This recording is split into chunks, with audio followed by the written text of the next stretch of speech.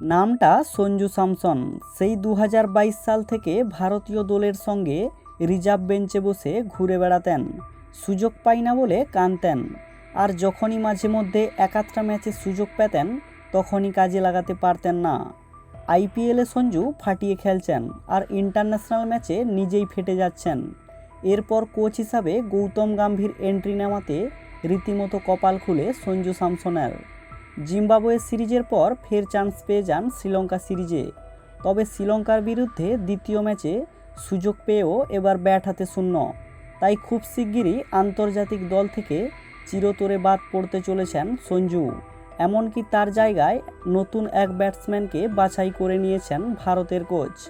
কারণ গম্ভীর জানিয়েছেন ভারতীয় দলে টিকে থাকতে গেলে ধারাবাহিকভাবে পারফরম্যান্সের প্রয়োজন রয়েছে, যেটা সঞ্জুর মধ্যে নেই। কারণ ভারতীয় দলে এই মুহূর্তে একাধিক সুপারস্টার প্লেয়ার রয়েছেন, তাই ধারাবাহিক পারফরম্যান্সের ভিত্তিতে সঞ্জুর থেকে অনেকাংশে এগিয়ে রয়েছেন ঋতুরাজ গাইকোয়াড়।